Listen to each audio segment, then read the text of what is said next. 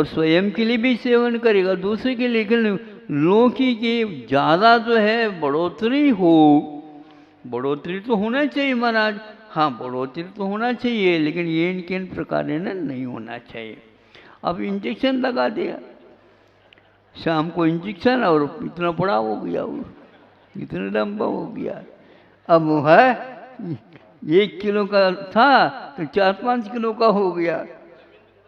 हाँ जमीन तो खराब हो गई है, लेकिन जमींदारी खराब हो रही है।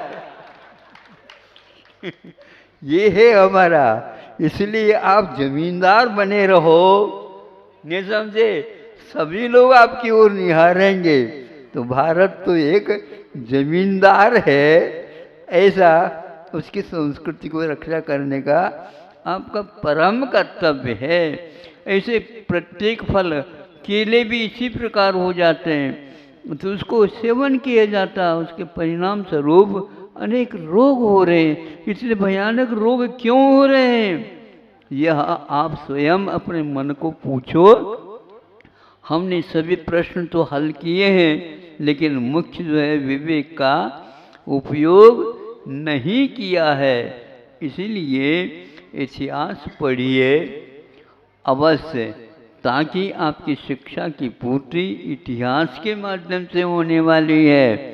नहीं समझी, वर्तमान को पढ़ने से अथवा विदेशी इतिहास पढ़ने से भारत का कभी भी कल्याण न हुआ, न हो रहा है, और आगे बोलो, हाँ नहीं होगा।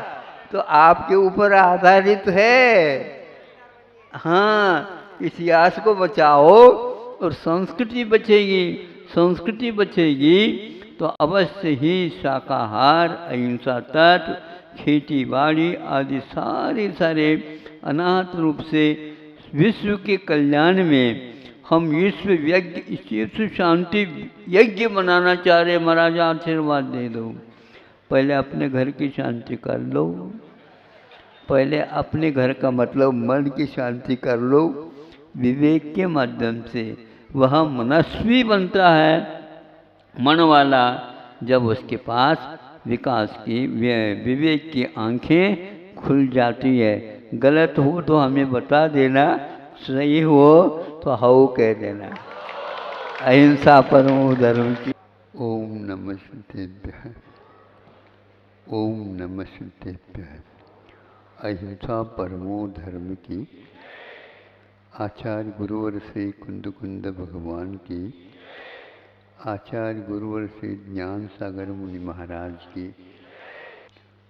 प्रातःकालीनी शनिवार से ही ये रविवार अपनी आभा दिखाना प्रारंभ कर देता है। वैसे तो यहाँ पर प्रतिदिन रविवार जैसा ही लगता है।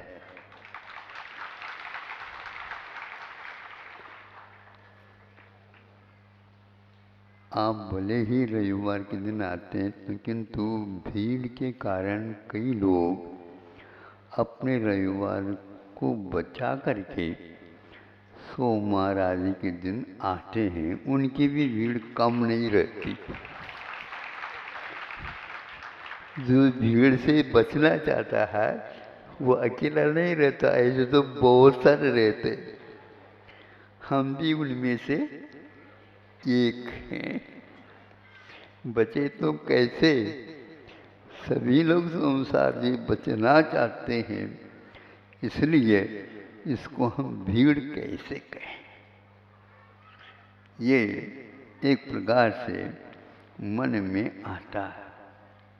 प्रातः हमने संकेत दे दिया था आपको, ये ऐसे प्यास लगी रहती है, ऐसी प्यास लगी रहती है। गर्मी के दिनों में लू लपट चल रहे हैं, लेकिन फिर भी दर्शन हेतु खड़े रहते हैं, गर्मी में भी खड़े रहते हैं, पसीना आता रहता है, लेकिन फिर भी जो ही दर्शन होता है उनको ऐसा कमल खिल जाते हैं।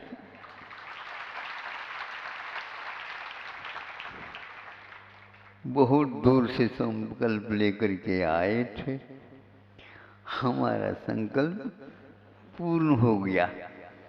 फिर भी ये शिकायत तो कर ही देते हैं, मन तो भरा ही नहीं।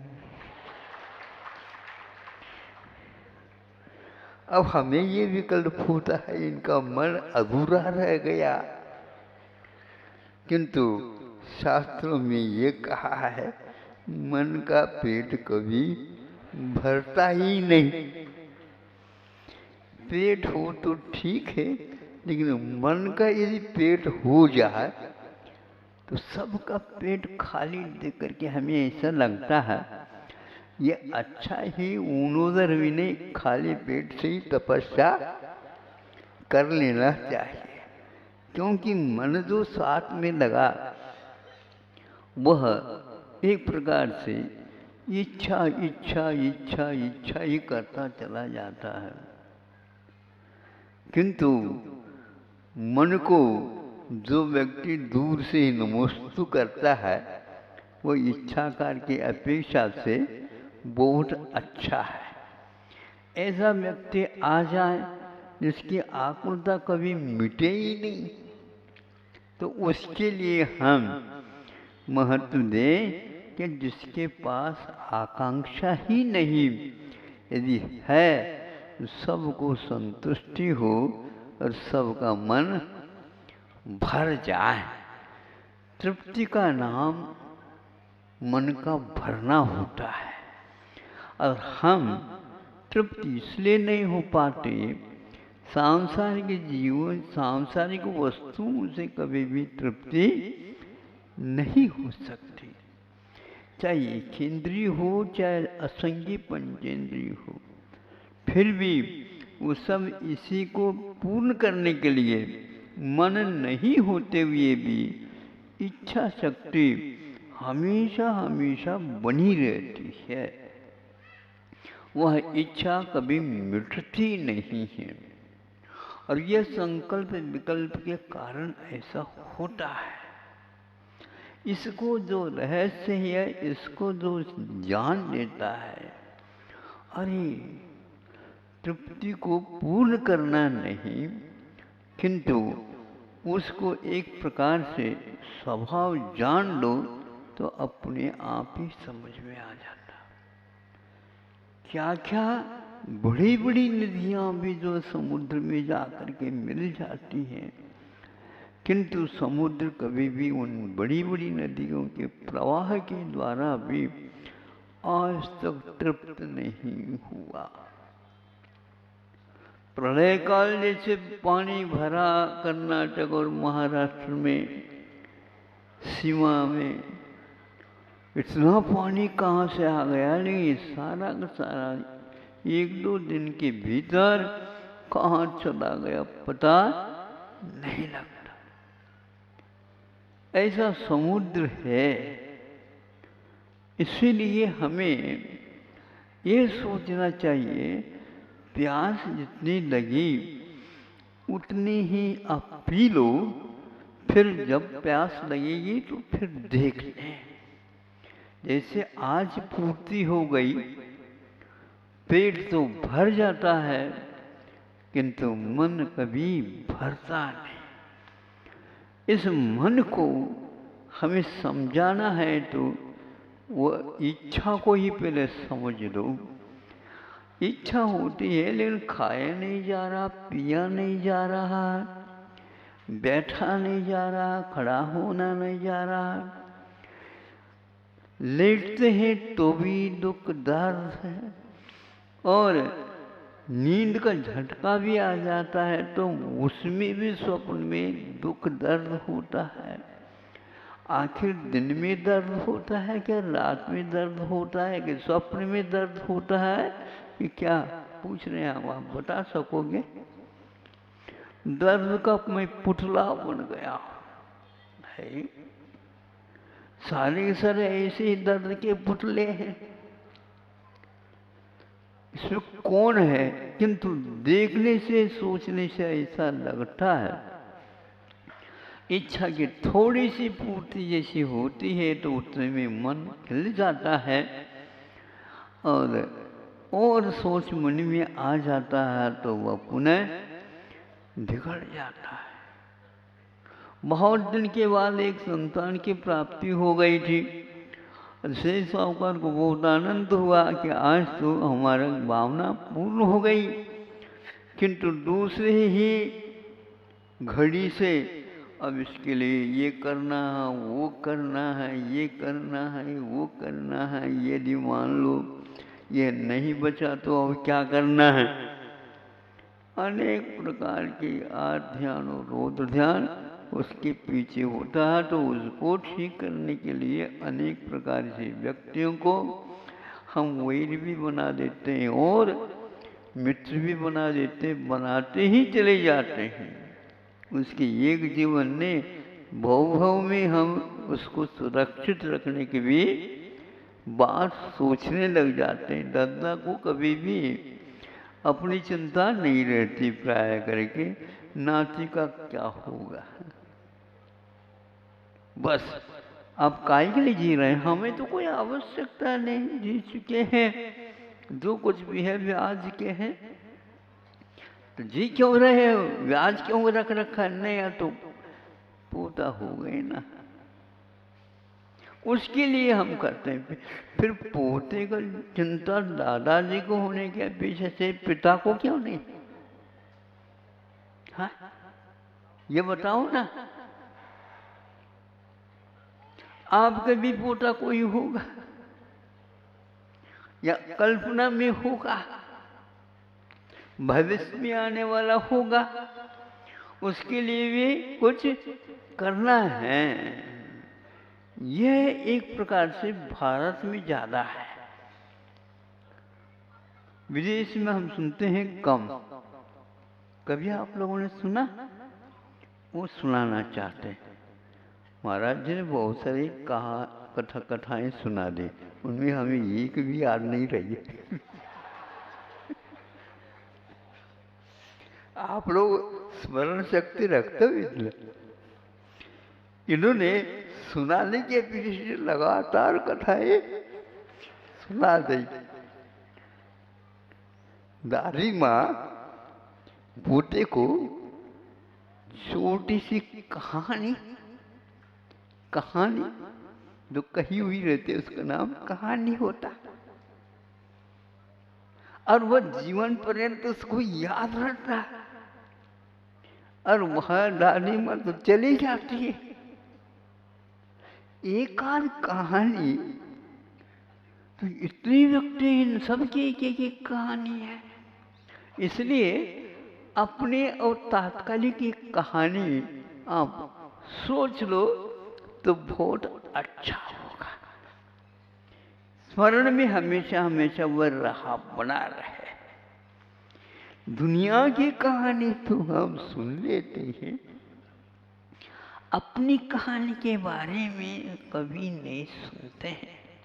कोटि जीवते जाता न बने, करोड़ों जुब्बा लगा ले जाए तो फिर भी उस कहानी को हम पूर्ण ही नहीं कर पाते। करोड़ों केवली भगवान मिलकर के भी आपकी छोटी सी भी कहानी को पूर्ण नहीं कर पाते। सही है? बताओ आप लोग, बीच बीच में पूछते चलो महाराज, हम भी ऐसे पूछता हूँ, ये बताओ ये छोटी सी कहानी आज तक पूरी नहीं हो पा रहा। असंख्यात तीर्थंकर भी मिल जाए जो तीर्थंकर बनकर के आए तो भी इसको पूर्ण नहीं कर पाते। और दूसरी बात है वो है इतने सारे तीर्थंकर बहुओं की अपनी कहानी देखते चले जा रहे हैं, फिर भी अभी तक उसकी कोई छोरे नहीं आ पाए। बहुत दुख होता होगा, क्योंकि दुख को याद करने से भी दुख होता है। तो अनंत भवों में जो कहानी थी उसमें सिर्फ रोया चिल्लाया के आंसू में कुछ किया ही नहीं, तो वो उनके पास झलक रहा है। इसीलिए दादी माँ कहती है, बेटा कल की चिंता नहीं करना। कैसे नहीं करना? वही सामने खड़े होते हैं, खड़े तो हो जाते हैं, किंतु उससे कोई दुख और शांति नहीं मिलती दोनों से। सुख की घड़ी भी सूख गई ही है और दुख की घड़ी भी एक प्रकार से घाव होकर के मिट गया। बोले पहचान रह जाए तो कोई फायदा नहीं, उसमें कभी आंखों में पानी नहीं आता। आप ही बताओ, सही बताओ। ऐसी नानी या दादी माँ उस बच्चे के कान में भर देते हैं। ऐसा तो हमारे विचार से सर्वज्ञ भी नहीं कर पाते। वो हमेशा याद रहता, कल की चिंता नहीं करना। और दुनिया कल की चिंता में लगी हुई है। हमें इस बात की चिंता होती है, इनकी चिंता कितनी लंबी चौड़ी है, भरी नहीं जा रही है। कितने आ जाए, कितने भी आप करो, ईंधन को पटकते रहोगे तो अग्नि कभी शांत नहीं। नदियां लाखों भी पहुंचाते जाओगे तो भी वह समुद्र कभी तृप्त नहीं हो सकता।